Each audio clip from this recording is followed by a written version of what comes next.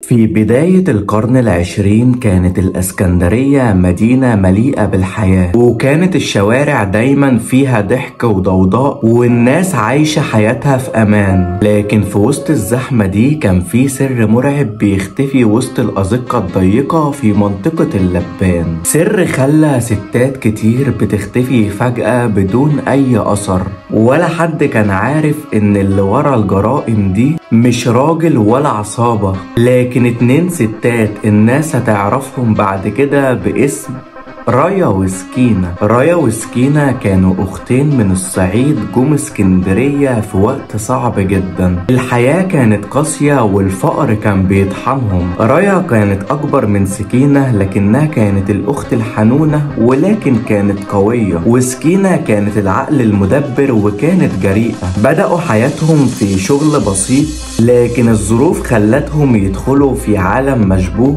من الكباريهات والبيوت اللي مش كويسة، ومن هنا بدأت أول خطوة في طريق الجريمة. السلام عليكم، معاك أخوكم إسلام وليد ورجعت لكم تاني في فيديو جديد. فلو حابب تنضم لجيش السالكين انزل دلوقتي اعمل لايك واشترك في القناة وصلي على النبي في الكومنتات وقول لي كلمة حلوة تشجعني أكمل. ويلا يا سالكين عشان هنخش على قصة هحكي لكم فيها تفاصيل محدش حكاها قبل كده. ويلا بينا نبدأ بأول ضحية. في الوقت ده كان في أخبار بتنتشر عن في نساء بتختفي لما بيروحوا بيت رايا وسكينة. الناس كانوا بيقولوا أكيد خطفوهم تجار العبيد، لكن محدش كان متخيل إن اللي بيعمل كده جارتهم اللي بيضحكوا معاها كل يوم. رايا وسكينة كانوا بيستدرجوا الستات اللي معاهم دهب أو ألماس وكانوا يقعدوهم ويقدموا لهم شاي وسكر، ومن بعدها يدخل حسونة جوز رايا وعبعال جوز سكينة ويمسكوا الضحية ويخنقوها بقطعة قماش، وبعدها يدفنوا الجثة تحت البلاط. الحي كله بدأ يحس بريحة غريبة طالعة من بيت رايا، لكنها كانت بتضحك معاهم وتقول لهم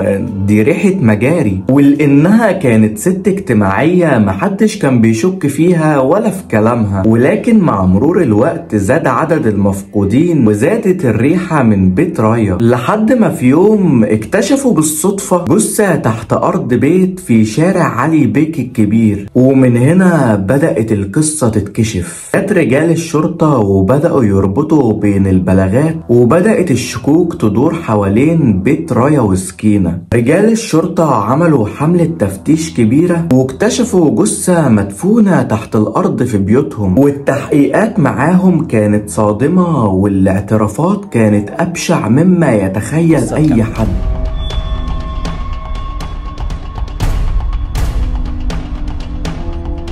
وفي سنة 1921 مجموعة عمال كانوا بيحفروا لتصليح أحد مواسير الصرف الصحي، وده في إحدى المناطق السكنية في مدينة الإسكندرية. وأثناء الحفر ده يحصل كسر في ماسورة كبيرة من مواسير الصرف الصحي، لكن وهم بيحاولوا يصلحوها بقى يا سالكين لقوا عظمة. راح واخد أحد العمال العظمة وراح سلمها لرجال الشرطة، وكإجراء روتيني أخد راجل الشرطة العظمة وسلمها لأحد متخصصين في الطب الشرعي وتحديدا دكتور سيدني سميث. معرفش نطقت اسمه صح ولا غلط يا سالكين، بس عدوها لي معلش، عشان يقرر العظمة دي لحيوان ولا الإنسان. ولما فحصها دكتور سيدني اكتشف انها عظمة بشرية. وقتها رجال الشرطة قرروا انهم يعملوا عملية تنقيب في المناطق المجاورة، وفعلا لقوا اجزاء باقية وكتيرة لهيكل عظمي. ولما كثف رجال الامن البحث اكتر لقوا ان بقايا العظم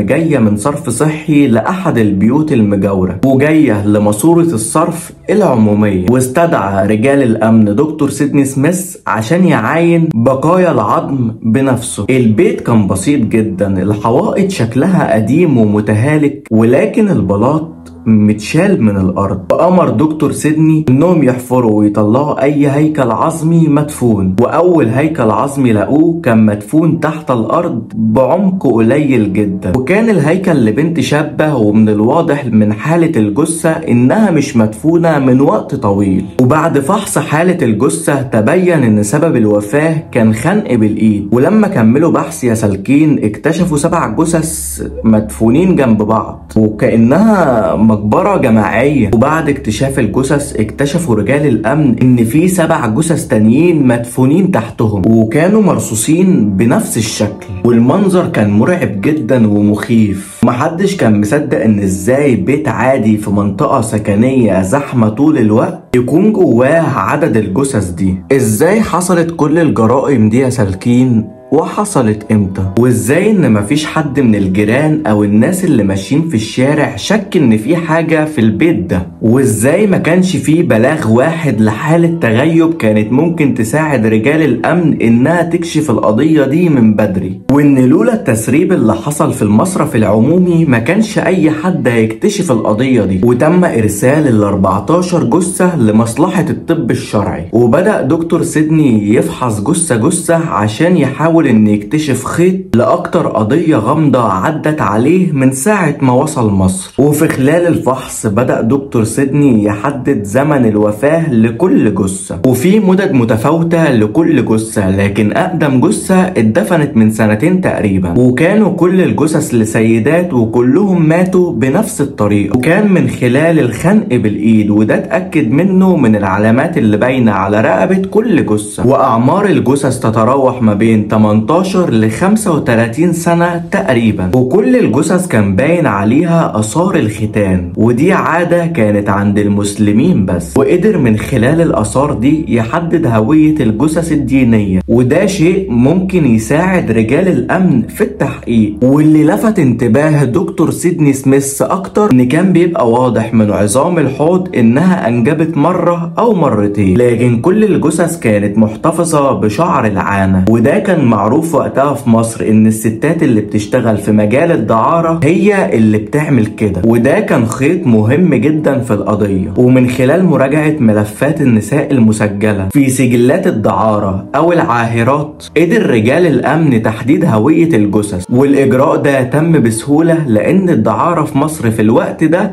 كانت مرخصة. وهنا كان تفسير مهم ليه مفيش اي بلاغات تغيب، والجواب عند اخوك اسكو يا سالك، لان الاهالي كانوا بيتبرئوا من بناتهم اللي بيشتغلوا في الدعارة. وفي خلال وقت قليل جدا قدر رجال الامن يتعرفوا على كل الجثث، وبعد تكثيف التحريات قدروا يوصلوا لسكان البيت. اختين الاولى اسمها رايا علي همام والتانية سكينة علي همام، وتم القبض عليهم وعلى ازواجهم. وفي 21 ديسمبر 1921 اتحكم بالإعدام على رايا وسكينة وأزواجهم. والناس كلها في مصر كانت في حالة ذهول، أول مرة يسمعوا عن ستات يقتلوا ضحاياهم بالشكل ده. وفي يوم تنفيذ الحكم الناس اتجمعت قدام السجن، والكل بيقول دي نهاية الشيطان في صورة إنسانة. وبعد مرور أكتر من 100 سنة لسه الناس بتتكلم عنهم كرمز للشر والجنون. خليك في أمان لحد ما أشوفك تاني في فيديو جديد.